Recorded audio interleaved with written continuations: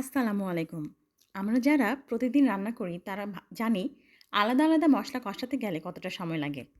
আমরা অনেকেই বাজারের রেডিমেড মসলা ব্যবহার করি। কিন্তু সেগুলোতে অনেক সময় অতিরিক্ত রং, প্রিজারভেটিভ আর ফ্লেভার থাকে, যা আমাদের শরীরের জন্য মোটেও ভালো না। তাই আমি বানিয়েছি আমার এই মসলার প্রিমিক্সটা। যেখানে ব্যবহার করেছি একদম খাঁটি মসলা, কোনো কেমিক্যাল নয়, না কোনো কৃত্রিম রং। আর এই একটা প্রিমিক্স দিয়েই আপনি সহজেই রান্না করতে পারবেন মাছ, মুরগি কিংবা সবজি। রান্না হবে যেমন সুস্বাদু, রং হবে সুন্দর আর বাঁচবে সময়ও। আর এর সবচেয়ে ভালো দিক হচ্ছে এটা খুব স্বাস্থ্যসম্মত, কারণ আমি এখানে সানফ্লাওয়ার অয়েল ইউজ করেছি এবং তেলের পরিমাণও অনেক কম। চলুন শুরু করি। প্রথমে 150 গ্রামের মতো আমি তেল নিয়ে নিব এবং তেল গরম হলে সেখানে 750 গ্রাম পেঁয়াজ বাটা নিয়ে নেব। পেঁয়াজ বাটাটা দেওয়ার পরে দিব সেখানে আদা ও রসুন বাটা। আদার পরিমাণ 200 গ্রাম এবং রসুন বাটা হচ্ছে 220 গ্রাম, এই অনুপাতে। এরপর এই আদা রসুন আর পেঁয়াজ বাটার মিশ্রণটাকে ভালোভাবে মিশিয়ে নেব।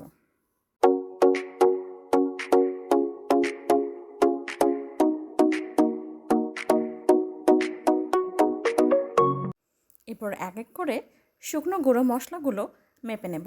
প্রথমেই হলুদ গুঁড়ো, আমি এখানে 150 গ্রাম হলুদের গুঁড়া নেব।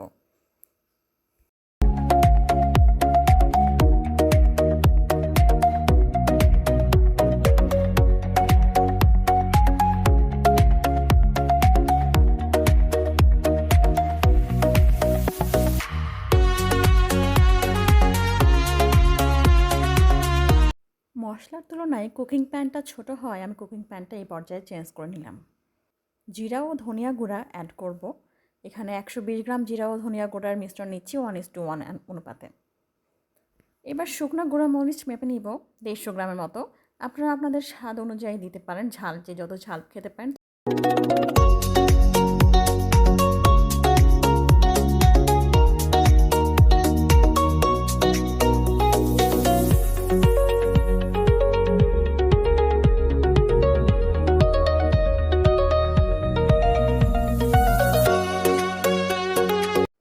এবার কিছুটা পানি অ্যাড করে নিচ্ছি। আর আমি যেহেতু পুরো এই মিশ্রণটাতে মোটামুটি 250 গ্রামের মতো তেল ব্যবহার করছি, আর আগে 150 গ্রাম দিয়েছি, তো আবার 100 গ্রাম তেল আমি আবার মেপে নিলাম। এরপর তেলটা অ্যাড করে নিলে আমার সব উপকরণগুলো দেওয়া শেষ হবে। এরপরে আমি এটাকে আস্তে আস্তে করে কষাতে থাকবো যতক্ষণ না মশলাগুলো ভালোভাবে কষে যায়।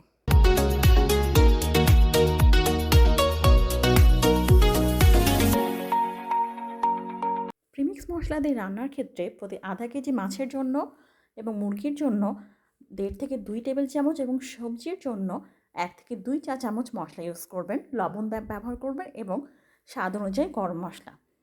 এবং আমি এখানে প্রিজার্ভের জন্য শুধু 1 চা চামচ লবণ ব্যবহার করেছি।